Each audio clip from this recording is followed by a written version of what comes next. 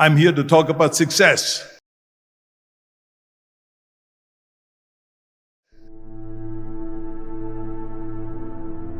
The first rule of success is to have a vision.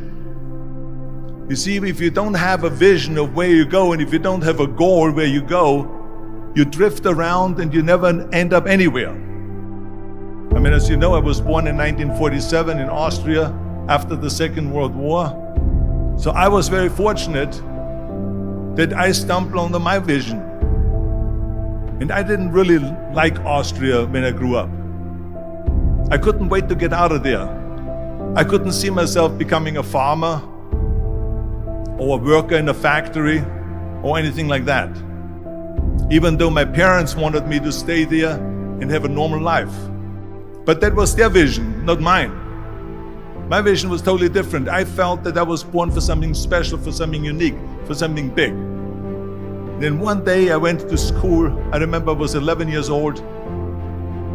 And they showed a documentary about America. And there they showed in this documentary the huge skyscrapers, the high-rises, the huge bridges, the 6-lane freeways, and all of this stuff. And I said to myself, that's where I want to be.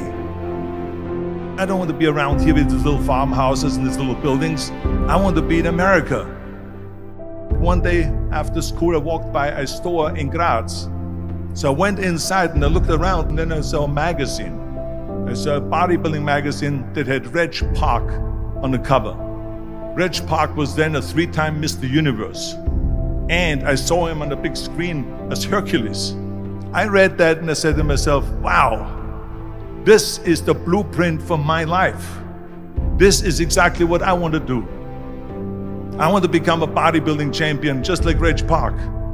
I want to get into movies just like Reg Park. And I want to make millions of dollars and be rich and famous just like Reg Park. Do you know how great it felt that I knew where I was going? Imagine the majority of people don't know where they're going.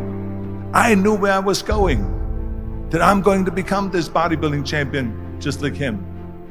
So it was just a question of how do you do it? I was so relieved because when you have a goal, when you have a vision, everything becomes easy.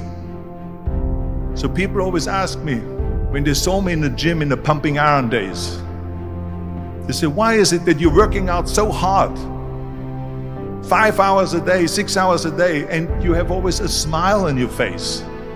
And I told people all the time, I said, because to me, I'm shooting for a goal.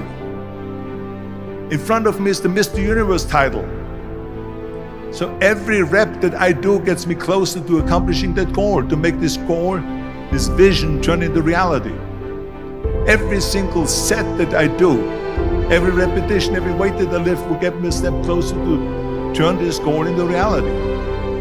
So I couldn't wait to do another 500-pound squat. I couldn't wait to do another 500-pound bench press. I couldn't wait to do another 2,000 reps of sit-ups.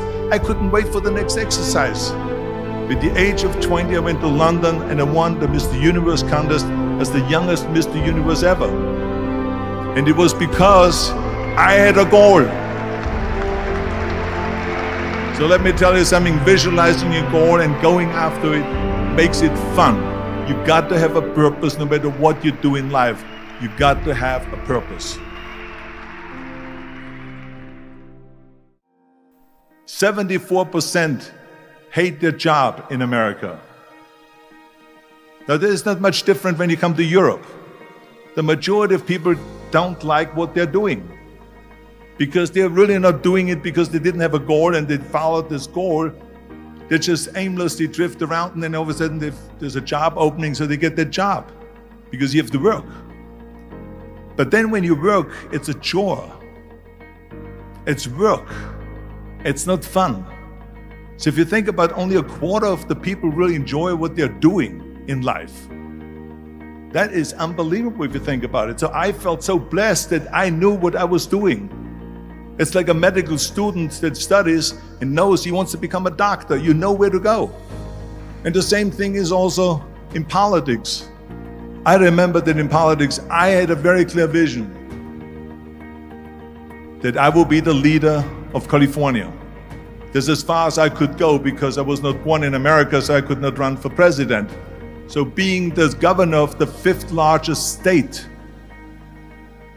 I should say the largest state, the fifth largest economy in the world, was for me really the ultimate title, the ultimate accomplishment in politics.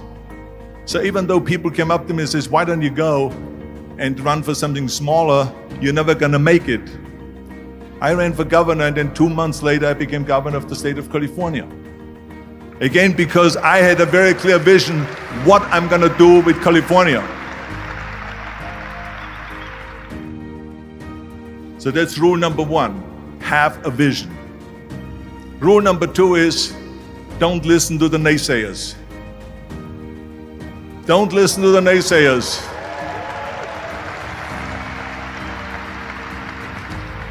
Everything I ever did, the thing that I heard out of people's mouth was, that's impossible. That can't be done. Or no. That is exactly what I heard, and of course I proved to the people that it can't be done. So whenever someone said to me, it can't be done, I heard it can be done. When they said no, I heard yes. And when they said it's impossible, I heard it is possible.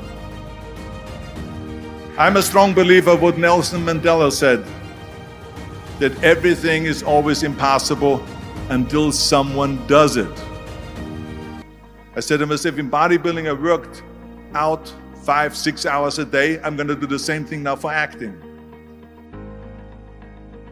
And of course, I went to college to study English.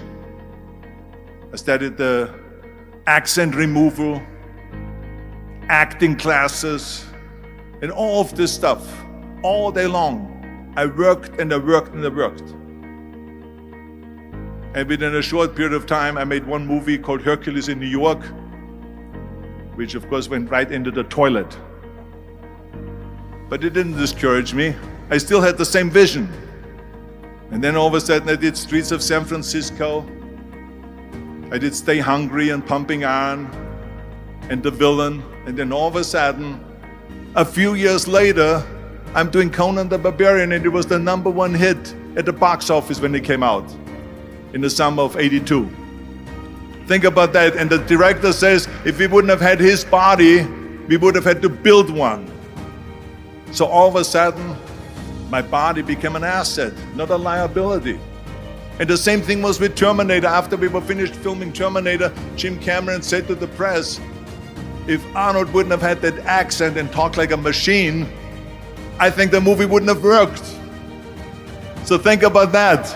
The body and the accent that they attacked was an asset.